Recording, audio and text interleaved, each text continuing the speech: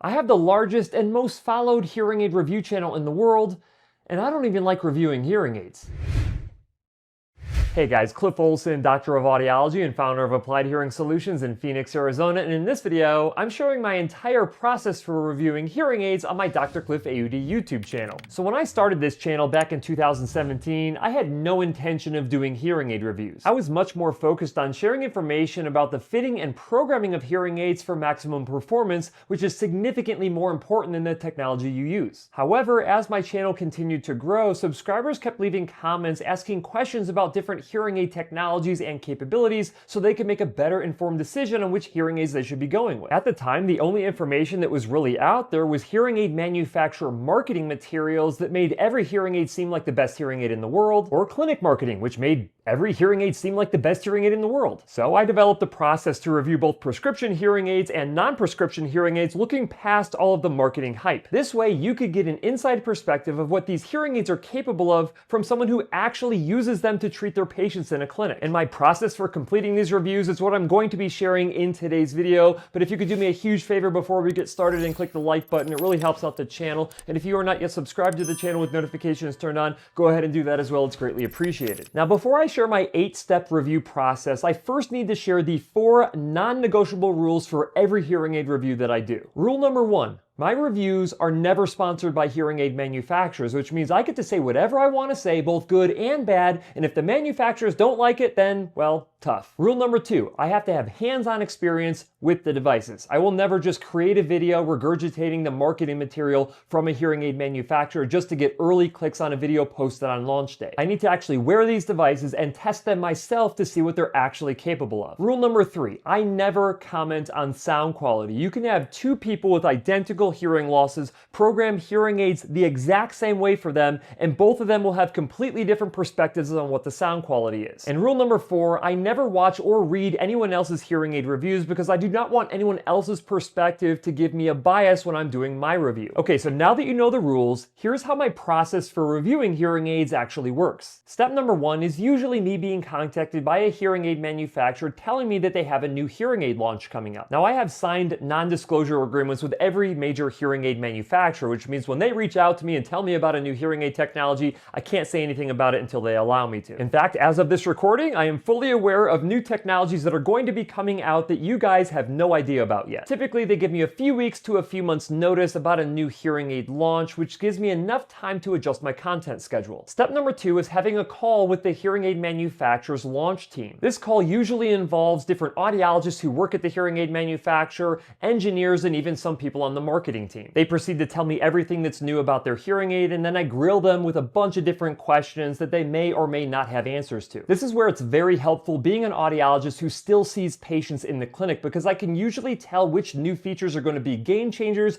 and which new features are basically pointless. Now, a lot of the questions that I ask, they don't even have answers for, so they have to get back with me at a later date to give me those answers so I can include them inside of the review. Step number 3 is getting my hands on the new hearing aids and actually wearing them. Now, this can happen in one of 2 different ways. Either a manufacturer can have me out to their headquarters where I can get hands-on time with their devices, very similar to what I did with Oticon recently when I traveled out to Denmark, or the manufacturer will send me their devices ahead of time like we did with Phonak before their launch at the Sphere in Las Vegas. Both of these methods have their pros and cons, but they're both really great ways for me to get these hearing aids in my ears and get to experience them firsthand. Step number 4 is identifying the hearing aid programming capabilities. As you may know, I do have a cookie bite hearing loss in my right ear. However, on top of programming the hearing aid amplification levels for my personal use, I also need to evaluate the full spectrum of capabilities and limitations of every hearing aid that I review. For instance, I need to push every hearing aid to see how good it is at controlling for feedback. I need to see how good they are at amplifying for really bad high-frequency hearing losses. I need to see how good they are at controlling for compression and how noticeable the different digital features are inside of each hearing aid. You would be shocked if you knew how different hearing aids were when it came to customization inside of their programming software. And those are the types of things that I'm trying to uncover by getting hands-on time with these devices. Step number 5 is reviewing the user experience. In my opinion, the user experience with hearing aids is very important because hearing aids are not just hearing hearing aids anymore. And the user experience can make or break your hearing aid satisfaction even if your hearing aids are programmed the right way. Not only do they need to be comfortable, reliable, and easy to use, but they also have wireless connectivity with a variety of third-party Android and Apple devices, as well as proprietary hearing aid manufacturer accessories. This is arguably the toughest part of any detailed hearing aid review because there's almost unlimited things that I have to look at. And it's also the thing that takes the most time out of every hearing aid review that I do. Step number 6 is reviewing hearing aid manufacturer claims. Not only does this include things like testing the actual battery life of these different hearing aids, but I also have to review the manufacturer spec sheets as well as the manufacturer white paper data. Hearing aid manufacturer spec sheets are littered with a ton of proprietary names for their different hearing aid features. Even I sometimes have a difficult time identifying what a feature is intended to do, and it's even more difficult to compare that particular feature with another hearing aid manufacturer that has a similar feature that they name completely different. While hearing aid manufacturer white papers are generally biased, they do offer a good amount of insight as to what the hearing aid manufacturer thinks their hearing aids are good at. If you spend enough time reviewing manufacturer white paper data, you can usually dig a layer underneath of what they're trying to show you on their hearing aid to find out how their hearing aid is actually performing. If nothing else, you can usually use white paper data to identify how much better a new hearing aid is compared to the same manufacturer's older generation technology. And if a manufacturer compares their newest technology with any other hearing aid manufacturer's technology, I always take that with a grain of salt, because if you review the white paper data from every hearing aid manufacturer, it's a miracle because every hearing aid manufacturer has the best hearing aids when they compare them against their competition. Now, step number 7 is to look at any available third-party testing data. Independent hearing aid testing lab HearAdvisor puts all hearing aids through the same testing protocols, which makes it easier to compare apples to apples. They even show how much better hearing aids perform when real ear measurement is used to verify the hearing aid programming to a validated prescriptive target, instead of the hearing aid manufacturer's first fit. While HearAdvisor does not evaluate the user experience with different hearing aids, if you're trying to compare one hearing aid with another hearing aid when it comes to its performance capabilities,